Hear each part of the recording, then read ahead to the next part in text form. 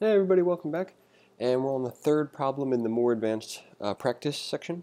So we have a request from corporate. This difficulty is going to be about even with the TIA. And you might have heard me mention in the last two videos that the problems lacked, what would you call it, full coverage maybe, in terms of the topics well, topics is a good word for it, that appear on the TIA. In the problems previously in this advanced problem set, there weren't any objects. There were arrays, but there weren't really, complex arrays. It was more about trying to figure out how to solve a problem as opposed to, just demonstrating fluency in iterating over an array with some complex objects and kind of getting what we need out of them.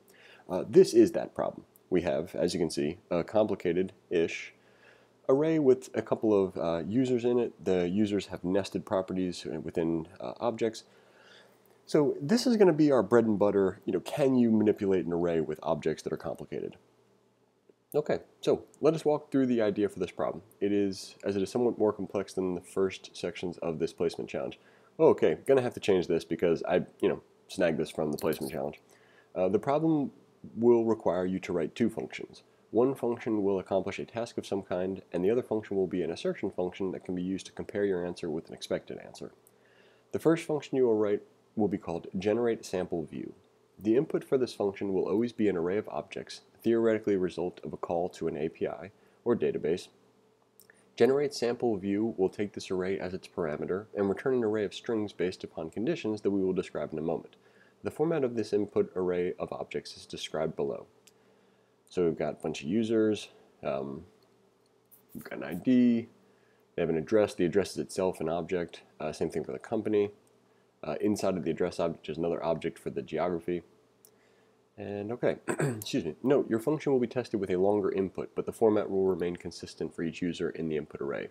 What they mean by that is that the user's input array that you'll have will probably have like 7 users, something like that. Whereas, once you see 2 of them, you pretty much have the idea down. Your function should examine each user object and add to the array return value for this function one of the following. Now, that's a little bit of a loaded sentence, but essentially what we're getting out of that is that the value that we're returning from this function is going to be an array. If the value of the ID property is odd, add the user's email to the return array. If the value of the ID property is even, your function should create a new string for the given user, add the street, suite, city, and zip code, each separated by a space and a comma, as one string to the return array. Thus, if our input was the user's array listed above, our output would be, and as you can see, for the odd ID, we have simply their email address. For the even ID, we have, and we can scroll up and show the street, and the street. Then they, I think they all have suites. Okay, for some reason they all have suites. City, and then zip code, all of them separated by a comma and a space. Okay, second function you will write will be called assert_arraysEqual. It will be a function that takes 3 parameters. Actual will be an array of scalar values, and should ideally be the result of calling should be the result of calling a function that you are testing. Presumably the function being tested should return an array of scalar values. Expected, also an array of scalar values, should be the theoretical result of calling your function or what you expect the function to return. Wait, the grammar in here is just, well, maybe that's part of the problem. Excuse me. Finally, test name will be a string and should describe what a call to assert_arraysEqual is verifying about the function being tested. Please do not use json.stringify. There aren't any tests that are going to check this. It's mostly just, you can always just stringify 2 objects and compare them. It's not an ideal way to do it, and you'll find out why later. And so what we're doing now is we have like the rote practice of going through an array of objects, and then the kind of algorithmic question of how do you compare 2 arrays of scalars and console.log what you need to about them. Okay. There are typically 2 things, and this is like a little description of how we might go about that. So there are typically 2 things that we must check in order to determine that 2 arrays of scalar values are indeed equal to one another. Do they have the same length, and do they contain the same values? Thus, your function should make a determination about these issues, then either log passed to the console or failed, as well as the test name to the console. The test for this function will check to see if your console message for both passing case contains passed and failed for a failing case, both in lowercase. So if you have not seen this before, this can seem a little bit confusing, but essentially the way the tests work is that if your assert_equal function, when it gets a failure case, contains failed as part of the message that's logged to the console, you're going to pass. If it contains passed when they pass, then again, you'll pass the test. And then generate sample view is obviously the function described above, but we need to write both of them from scratch. So what I've done is I've created a REPL. This is one of those problems where it's a very good idea to take it to another location. And as you can see, as I'm scrolling up and down, I'm unable to, without zooming way out, see even the entire problem description, as well as the coding center, where I would want a coding center, as well as the input box. I like coding center though. Anyway, we can't really keep everything all in view, and so what we'll do is we'll leave the description kind of open, and then we'll come back over here to Replit, where I've pasted the three comments describing what our function ought to do. So the first thing I'm going to do is I'm going to stub the functions.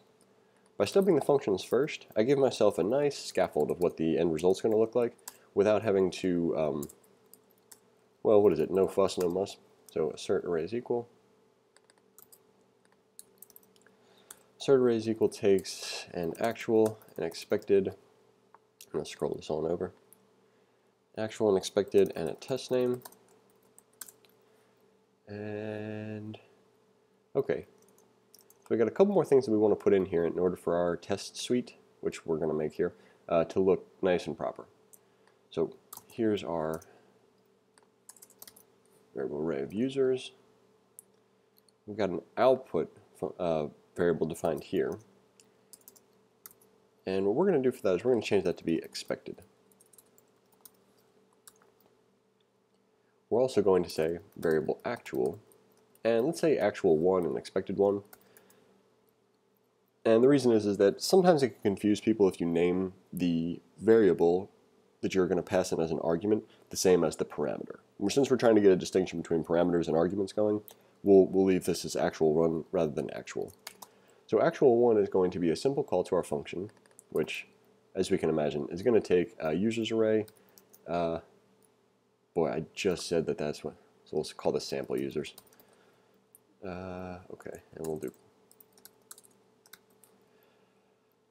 Okay, so actual is equal to sample users, and we're going to generate the sample view based on the sample users.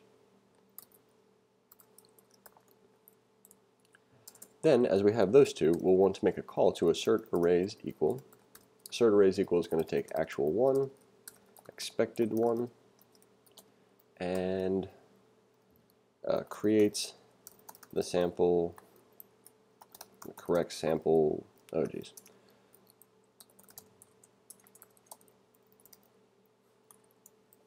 Okay, that seems to be enough to be getting started with. So we've got an actual call to our function, an expected value that we think should happen based on that call, and then our assert equals function is being called to log to the console either passed or we failed, and here's why. The here's why part is going to be a little bit paltry for now, but that's okay. All we want from this REPL side is just an indication of our function is working nominally, meaning that it's not perfect yet, but it's getting there. Now I'm going to write assert arrays equal first, just because if you're at this point in the course, you've probably already done this, so we'll fly through it. First thing we're going to do is check same lengths, then we'll check same values. We'll say if same length slash values log passed, else log failed plus test name. So same length is going to be easy. Should we use let? Yeah, it's a good idea to start using let. So we'll say let same length equal. And if you're curious what the difference between let and var is, there's almost none. The only thing is that let is going to let us keep our variables local to things like for loops and if statements. If you're curious about that, or if you have any questions, there's more about this in the bonus prep modules. But also just look up let and const and var, and dig in. At this point, you probably should be pretty able to do that. Actual dot length triple equals expected dot length. So what we're doing here is we're setting the same lengths variable to be, and variable binding, we're going to use those interchangeably as well. So let same lengths equal actual dot length is triple equals expected dot length. What this is going to give us is true if they're the same length, false if they're not, which is what we want. The next one we're going to do is we're going to say let same values equal true, and we're going to assume that they have the same values, at which point we're going to use a for loop to iterate over one of them. It doesn't matter which one. If they have different lengths, and what we're about to do is going to prove false as a result, the same lengths variable, or binding, is going to take care of that for us. So I is going to be less than, I think I usually do actual.length, I plus. And here's where we want to say if actual at I is not equal to expected at I, then we know that they don't have the same values. So we're going to do two things. We're going to set same values equal to false, and then we're going to break. We don't have to break, honestly, because of the way we set up the logic. This isn't going to change anything if it ever gets set to false. We don't have any corollary where it gets set back to true at any point. So if it gets set to false, it would be false at the end, but we don't need to do anything after we find out that it's false, so we can break there. Now, if they have the same length and values, it's an if statement. Let's go ahead and wrap our else statement around. Boy, I'm not a big fan of replit, but that's okay. To be sure, I am a nominally miniature fan of the way that it sets up curly braces. There's tons of other things about replit that are incredibly useful, and I suggest that you get used to it because this is a very nice way to start messing with other languages. Replit is, I mean. So if same values and same length, log passed, so console.log passed, and otherwise we're going to console.log, and once it failed in lowercase, we'll say failed plus test name. Maybe some colon. We'll leave it as failed. Okay, so now let's wrap a bracket around it. For those of you who saw me use template literals in previous videos, yeah, you're going to see that a lot. I'm going to go back and forth between let and var and template literals and not. And the idea is that you want to be aware of what's going on. And actually, now that I say that, let's just change this to let. I can't see any reason to leave it as var.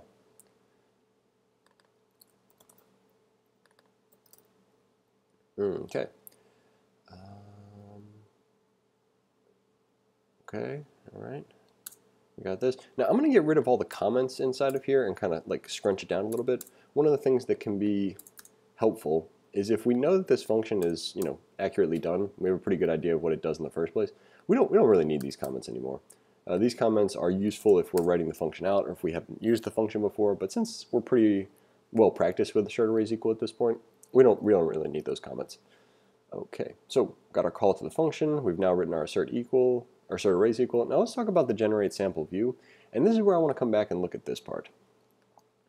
So here's what I want to, make sure my function does. It's this stuff. So if the value of the ID property is odd and the user's email to the return array, add the user's emails. If the value of the ID property is even, your function should create a new string. Okay, so this is akin to the plan. So if you hear previous videos and talk about plan versus pseudocode, this is the plan. The plan is that we're going to iterate, well, it's part of the plan. Excuse me. We're going to iterate over all the users. Somehow we're going to get into the ID, which is, well, it's just a property. And if the ID is odd, then we want to go into the user's email, which is just another property. If it's not, we need to get into the address object. So if it's not odd, which is to say if it's even, we want to look at basically all these right here. So that's relatively straightforward. Here's the thing. We're not going to iterate over anything other than the user's array. Since the user's array is full of objects and we know the name of all of the values, all the properties, we know the name of all the keys in the object. So that means that we do not have to iterate over the object. So what we'll say is, hidden in here is that there's a return array, so we need a return array. So we'll say create result array, and then return result array. Oh, and I've got a tickle in my throat, so we're going to try to finish this before that gets too out of hand. Because as you'll notice, every single video that's on this channel, with the exception of a couple that are just, we paused because it was like a download or something, are single takes, which is there is no editing. The idea is that we want to see all the errors and all that stuff. So that's my excuse for the paltry quality. Create a result array, iterate over the users. If we'll say current ID is odd, do odd stuff. If current ID, well, if it's not odd, then it's even. So we'll say otherwise. Do even stuff. Okay, and so that's it, right? We need to figure out what odd stuff and even stuff are, but that's essentially the entire function. Create the result array, iterate over the users. If the ID is odd, do whatever we need to do for the odd stuff. Otherwise, do whatever we need to do for the even stuff. So what do we need to do for the odd stuff? When we scroll up here for the plan, it says add the user's email to the return array.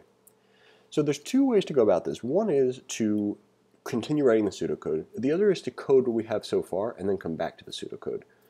Honestly, I used to tell people that one way was better than the other. I no longer believe that. One way out of the two that I'm going to, well, the two that I just described, I'm only going to do one, will work better for you. So trial, error, practice, repeat. So let result equal an empty array, return the result, iterate over the users,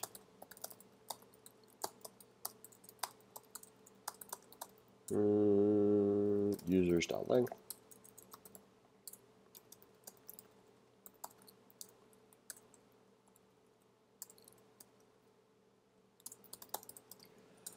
current ID is going to be users at i.id or at ID. Both of those are going to say the same thing. Honestly, I like the at notation for a problem like this. I don't really have a reason why. But in order to find out if something is odd, we can use the modulus operator and check to see if the result of that is equal to 1. If it is, then we know we have an odd value.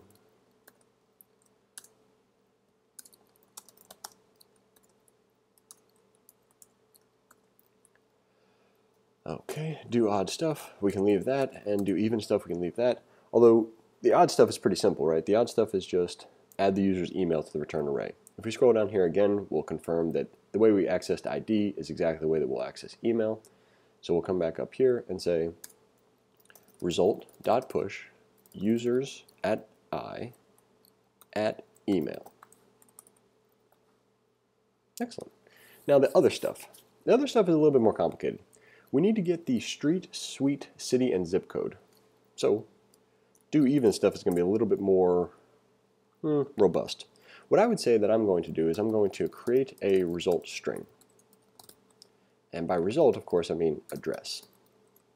It is a result of what we're doing inside of the else portion, but we already have a result from the function itself, and that even in and of itself is kind of lazy. So we're only going to have one. Create an address string, add, what will we call this?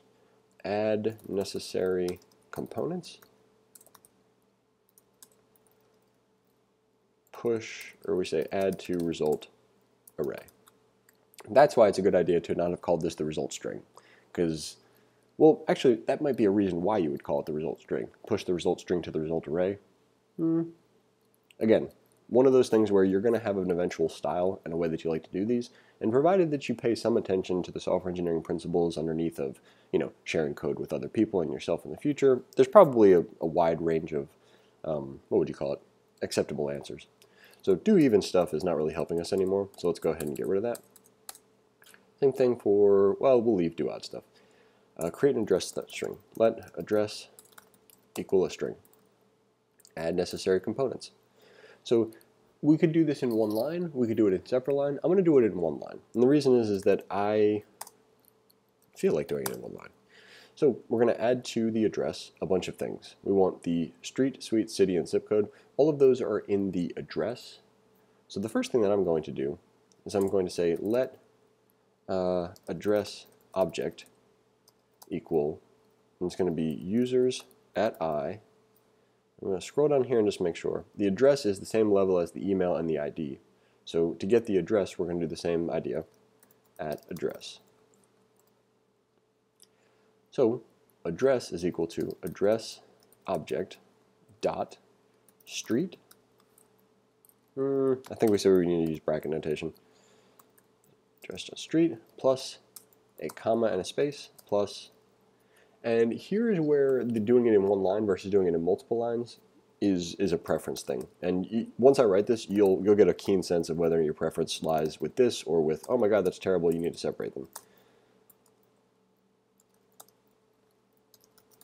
Address object at street, suite, Nuts. I thought repeating them would help me remember.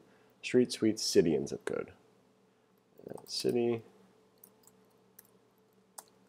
plus comma plus. Now, how do they spell zip code? I remember somebody, zip code all lowercase. Address plus equals address object at the street, comma and a space, suite, comma and a space. We're hoping, right? I feel like there's definitely one there. Yeah. Address.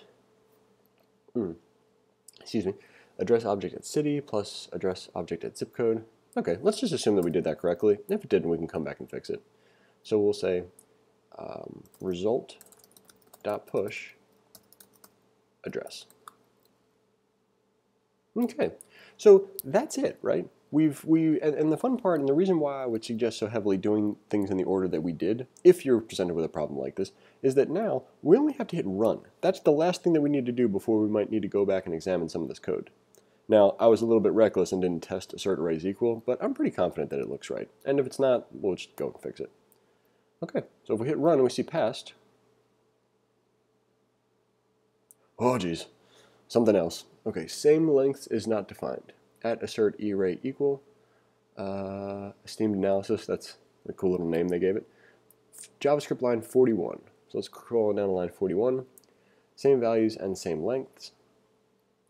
Okay, so on line 41 is where the error is. So I don't immediately see it. So what we should do is check to see what's on line 41. The if statement looks good. The and is properly placed. Same values. If we highlight that, this actually will give us this nice, hey, this is the same place you wrote this and wrote there. What about same lengths? Bubkiss. So we have nothing referencing this because we didn't spell it right. So we look up on line 33 and we see, that's how you spell same lengths, were it to be one word. And we were skewered on our lack of testing for assert array is equal, but that's okay. So let's go ahead and scroll back up to the function that we're testing, hit run again. Let's clear the console because that's not a clean output. Jackpot. Okay, so now that we've done that, there's a couple things that we can do. If we look right here, you see how we can actually just hide everything else in the function? I've always thought that's so cool. One of the things that I like to do is when I'm done writing a function that has a lot of things like this, come here and shorten everything down. So we have generate sample view, users, actual, cool. And so all we want is all of this right here. And I don't know if this copy and paste works. I've never tried this before. We'll scroll down to where we would need to input this. It sure does. So just by the way, what we did is we went over here to the left and we can expand or contract whatever we have in between these kind of blocks. All right, so that's generate sample views and assert array is equal. That's the two functions they want us to test. And so let's run our tests. Excellent. So thank you for watching. Hope you enjoyed it, and we'll see you in the next one.